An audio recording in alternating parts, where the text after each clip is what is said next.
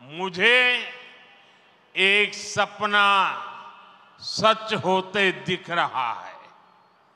एक नया अमरावती, एक नया आंध्र। अमरावती वो धरती है जहां परंपरा और प्रगति दोनों साथ चलते हैं, जहां बौद्ध विरासत की शांति भी है और विकसित भारत के निर्माण की ऊर्जा भी है। आज यहां करीब 60,000 करोड़ रुपए के प्रोजेक्ट का शिलान्यास और लोकार्पण किया गया है। ये प्रोजेक्ट सिर्फ कंक्रीट का निर्माण नहीं है, ये आंध्र प्रदेश की आकांक्षाओं की, विकसित भारत की उम्मीदों की मजबूत नींव भी है। मैं भगवान वीरभद्र, भगवान अमरलिंगेश्वर और तिरुपति बालाजी के चरणों में प्रणाम करते हुए आंध्र प्रदेश की सम्मानित जनता को बहुत बहुत बधाई देता हूं। मुख्यमंत्री चंद्रबाबू नायडू गारू और पवन कल्याण जी को भी मैं बहुत बहुत शुभकामनाएं देता हूं। అమరావతి అనే పుణ్యభూమిపై ఈ రోజు నేను నిలబడి ఉన్నప్పుడు నాకు కనిపిస్తున్నది ఒక నగరం మాత్రమే కాదు, నాకు ఒక కల నిజమవుతుంది అన్న భావన కలుగుతుంది। ఒక కొత్త అమరావతి, ఒక కొత్త ఆంధ్రప్రదేశ్। అమరావతి అంటే సాంప్రదాయం మరియు పురోగతి కలిసి నడిచే భూమి। ఇక్కడ బౌద్ధ వారసత్వం యొక్క శాంతి ఉంది, అలాగే వికసిత భారతదేశాన్ని నిర్మించుకోగలిగిన శక్తి కూడా ఉంది। ఇవాళ సుమారు 60,000 కోట్ల రూపాయల విలువైన ప్రాజెక్టులకి శంకుస్థాపనలు మరియు ప్రారంభోత్సవ కార్యక్రమాలు చేస్తున్నాం। ఇవి కేవలం కాంక్రీట్ నిర్మాణాలు మాత్రమే కావు, ఇవి ఆంధ్రప్రదేశ్ ఆశలకు మరియు వికసిత భారతదేశ ఆశయాలకు ఒక బలమైన పునాది వేయబోతుంది। నేను వీరభద్ర స్వామికి, అమరలింగేశ్వర స్వామికి మరియు తిరుపతి వెంకన్న స్వామికి వారి పాదాలకి నమస్కరిస్తూ ఆంధ్రప్రదేశ్ ప్రజలకు హృదయపూర్వక శుభాకాంక్షలు తెలియజేసుకుంటున్నాను। అలానే ముఖ్యమంత్రి చంద్రబాబు నాయుడు గారికి, పవన్ కళ్యాణ్ గారికి నా ప్రత్యేక శుభాకాంక్షలు తెలియజేస్తున్నాను। साथियों, हम सब जानते हैं इंद्रलोक की राजधानी का नाम अमरावती था और अब अमरावती आंध्र प्रदेश की राजधानी है। ये सिर्फ संयोग नहीं है, ये स्वर्ण आंध्रा के निर्माण का भी शुभ संकेत है। स्वर्ण आंध्रा विकसित भारत की राह को मजबूत करेगा और अमरावती स्वर्ण आंध्रा के विजन को ऊर्जा देगी। अमरावती केवलम ओक नगरम कादो, अमरावती ओक शक्ति, आंध्र प्रदेश नो आधुनिक प्रदेश का मार्चे शक्ति, आंध्र प्रदेश नो अधुनातन प्रदेश गा मार्चे शक्ति। మిత్రులారా, ఇంద్రుడి తాలూకా రాజధాని పేరు అమరావతి అని మన అందరికీ కూడా తెలుసు। ఇప్పుడు అమరావతి మన ఆంధ్రప్రదేశ్ రాష్ట్రానికి రాజధానిగా నిలిచింది। ఇది కేవలం యాదృచ్ఛికం కాదు, ఇది స్వర్ణ ఆంధ్రప్రదేశ్ రాష్ట్ర నిర్మాణానికి శుభ సూచకం అనేది తెలియజేస్తున్నాను। స్వర్ణాంధ్ర వికసిత భారతదేశ సంకల్పానికి బలమిస్తుంది, అలానే అమరావతి మన స్వర్ణాంధ్ర విజన్కు శక్తినిస్తుంది। అమరావతి అంటే కేవలం ఒక నగరం కాదు, అమరావతి ఒక శక్తి। ఆంధ్రప్రదేశ్కు ఆధునిక ఆంధ్రప్రదేశ్గా, అధునాతన ఆంధ్రప్రదేశ్గా మార్చే శక్తి అని తెలియజేస్తున్నాను। साथियों, अमरावती एक ऐसा शहर होगा जहां आंध्र प्रदेश के हर नौजवान के सपने साकार होंगे। Information technology, artificial intelligence, green energy, clean industry, शिक्षा और स्वास्थ्य आने वाले कुछ सालों में इन सारे सेक्टर्स में अमरावती एक लीडिंग सिटी बनकर खड़ा होगा।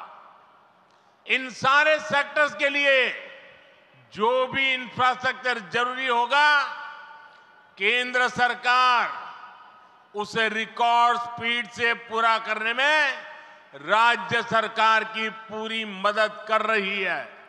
మిత్రులారా, అమరావతి అనేది ప్రతి ఆంధ్ర యువకుడి కలలు నిజమయ్యే నగరంగా తయారవబోతుంది. Information technology, artificial intelligence, green energy, clean industries, విద్య, ఆరోగ్య రంగాల్లో రానున్న రోజుల్లో అమరావతి దేశంలోనే ప్రధాన నగరంగా నిలవబోతుంది. ఈ రంగాల కోసం అవసరమైన మౌలిక వసతులు నిర్మించడానికి కేంద్ర ప్రభుత్వం రికార్డ్ స్పీడ్తో పనులు పూర్తి చేయడానికి రాష్ట్ర ప్రభుత్వానికి సంపూర్ణ సహకారం అందించబోతుందని తెలియజేస్తున్నాను. अभी हमारे चंद्रबाबू जी टेक्नोलॉजी को लेकर के मेरी भारी तारीफ कर रहे थे, लेकिन मैं आज एक रहस्य बता देता हूं। जब मैं गुजरात में नया मुख्यमंत्री बना तो मैं बाबू हैदराबाद में बैठ कर के किस किस प्रकार के इनिशिएटिव ले रहे हैं उसका बड़ा बारीकी से अध्ययन करता था और मैं उसमें से बहुत कुछ सीखता था और उसे आज मुझे लागू करने का अवसर मिला है। मैं लागू कर रहा हूं। ఇప్పుడు చంద్రబాబు గారు మీ అందరి ముందు నాకు టెక్నాలజీ నాతో మొదలైందన్నట్టుగా ప్రశంసిస్తున్నారు. కానీ నేను మీ అందరికీ కూడా ఒక రహస్యం చెప్తాను. నేను సరికొత్తగా ముఖ్యమంత్రి అయినటువంటి రోజుల్లో గుజరాత్లో ఉన్నప్పుడు అప్పుడు చంద్రబాబు నాయుడు గారు ఆంధ్రప్రదేశ్లో హైదరాబాద్లో ఐటీని ఏ రకంగా డెవలప్ చేస్తున్నారో నేను క్లోజ్గా అబ్జర్వ్ చేసి అధికారులను కూడా పెట్టి అబ్జర్వ్ చేయించి ఆ రోజు నేను చాలా దగ్గరగా తెలుసుకున్నటువంటి విషయాలు మళ్ళీ తిరిగి ఈరోజు ఆంధ్రప్రదేశ్కి వచ్చి మళ్ళీ మీ అందరి ముందు ఈరోజు నేను చేయగలుగుతున్నానన్నది తెలియజేస్తున్నాను. और मैं अपने अनुभव से कहता हूं, फ्यूचर टेक्नोलॉजी हो, बहुत बड़े स्केल पर काम करना हो और जल्दी से इसे जमीन पर उतारना हो तो वो काम चंद्रबाबू उत्तम से उत्तम तरीके से कर सकते हैं.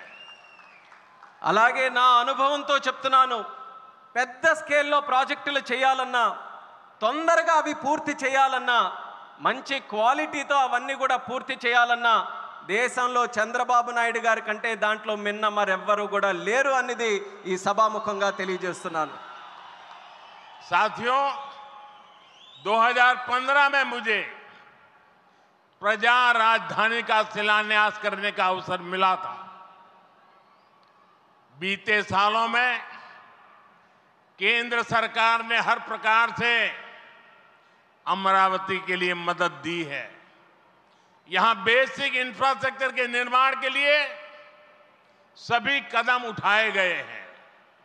अब चंद्रबाबू गारू के नेतृत्व में राज्य सरकार बनने के बाद सारे ग्रह जो लगे थे अब हट गए हैं. यहां विकास कार्यों में तेजी आ गई है. हाई कोर्ट, विधानसभा, सेक्रेटेरिएट, राजभवन, ऐसी कई जरूरी बिल्डिंग बनाने के कामों को भी प्राथमिकता दी जा रही है.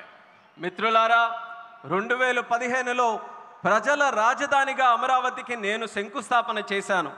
గత 10 ఏళ్లలో కేంద్ర ప్రభుత్వం అమరావతికి అన్ని రకాలుగా మద్దతుగా నిలిచింది.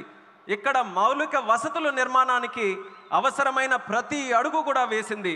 ఇప్పుడు చంద్రబాబు నాయుడు గారి నాయకత్వంలో ప్రభుత్వం ఏర్పడిన తర్వాత అభివృద్ధి మరింత వేగంతో ముందుకు వెళ్తుంది. ఇక్కడ హైకోర్టు, అసెంబ్లీ, సచివాలయం, రాజ్భవన్ వంటి అవసరమైన నిర్మాణాలకు ప్రస్తుతం ప్రాధాన్యత ఇస్తుంది. साथियों, एनटीआर गारू ने विकसित आंध्र प्रदेश का सपना देखा था.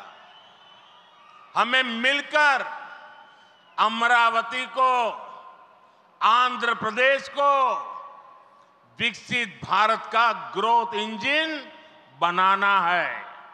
हमें एनटीआर गारू का सपना पूरा करना है। चंद्रबाबू गारू, ब्रदर पवन कल्याण, इदी मनमू చెయ్యాలి, ఇది మనమే చెయ్యాలి। మిత్రులారా, ఎన్టీఆర్ గారు వికసిత్ ఆంధ్రప్రదేశ్ కోసం కల కన్నారు। మనమందరం కలిసి అమరావతి మరియు ఆంధ్రప్రదేశ్ని వికసిత భారతదేశానికి గ్రోత్ ఇంజన్గా తయారు చేయాలి। మనం ఎన్టీఆర్ గారి కలల్ని నిజం చేయాలి। నారా చంద్రబాబు నాయుడు గారు అలాగే సోదరులు పవన్ కళ్యాణ్ గారు ఇది మనం చేయాలి, ఇది మనమే చేయాలి। साथियों, बीते 10 सालों में भारत ने देश में फिजिकल, डिजिटल और सोशल इंफ्रास्ट्रक्चर पर विशेष बल दिया है। भारत आज दुनिया के उन देशों में शामिल है जहां का इंफ्रास्ट्रक्चर तेज गति से आधुनिक हो रहा है। इसका फायदा आंध्र प्रदेश को भी मिल रहा है। आज भी रेल और रोड से जुड़े हजारों करोड़ के प्रोजेक्ट आंध्र प्रदेश को मिले हैं। మిత్రులారా, గత 10 ఏళ్లలో భారతదేశం ఫిజికల్, డిజిటల్ మరియు సోషల్ ఇన్ఫ్రాస్ట్రక్చర్ పై ప్రత్యేక దృష్టి సారించింది। ఇప్పుడు భారత్ ప్రపంచంలో అత్యంత వేగంగా మౌలిక వసతులు అభివృద్ధి చెందుతున్నటువంటి దేశాల్లో ఒకటిగా నిలుచుంది। ఇది ఆంధ్రప్రదేశ్కు కూడా ప్రయోజనంగా మారబోతుంది। ఈ రోజు కూడా రైల్ మరియు రోడ్డు ప్రాజెక్టులలో రాష్ట్రానికి వేల కోట్ల రూపాయలు కేంద్రం తరపున అందించడం జరుగుతుంది। यहां आंध्र प्रदेश में कनेक्टिविटी का नया अध्याय लिखा जा रहा है। इन प्रोजेक्ट से एक जिले से दूसरे जिले की कनेक्टिविटी बढ़ेगी, आसपास के राज्यों से कनेक्टिविटी बेहतर होगी। इससे किसानों के लिए बड़े बाजार तक फसल पहुंचाना आसान होगा और उद्योगों के लिए भी सुविधा होगी। टूरिज्म सेक्टर को और तीर्थ यात्राओं को बल मिलेगा। जैसे रेनीगुंटा नायडूपेटा हाईवे से तिरुपति बालाजी के दर्शन आसान होंगे। लोग बहुत कम समय में वेंकटेश्वर स्वामी के दर्शन कर पाएंगे। ఆంధ్రప్రదేశ్లో కనెక్టివిటీకి ఒక కొత్త అధ్యాయం మొదలవబోతుంది। ఈ ప్రాజెక్టులతో ఒక జిల్లాకు మరొక జిల్లాకు కనెక్టివిటీ పెరుగుతుంది। పక్క రాష్ట్రాలతో కూడా అనుసంధానం ఏదైతే ఉందో అది కూడా మెరుగు కాబోతుంది। ఈ ప్రాజెక్టుల వల్ల రైతులకి పెద్ద మార్కెట్లకు తక్కువ సమయంలో తమ పంటని తీసుకొని వెళ్ళడానికి సులభం అవుతుంది। అలాగే ఉద్యోగస్తులు మరియు పారిశ్రామికులు కూడా సౌకర్యం కలుగుతుంది। పర్యాటకం, తీర్థయాత్రలకి ఆ రంగాలకి కూడా ఉపయోగపడుతుంది। ఉదాహరణకు రేణుగుంట నుంచి నాయుడుపేట కొత్త హైవే ఏదైతే ఉందో దాని ద్వారా తిరుపతి వెంకన్న స్వామి వారి దర్శనం చాలా సులభంగా మనకు అవుతుంది। తక్కువ సమయంలో ప్రజలు ఆ స్వామివారిని దర్శనం చేసుకొని ఆ అవకాశం పొందుతారని కూడా తెలియజేస్తున్నాను।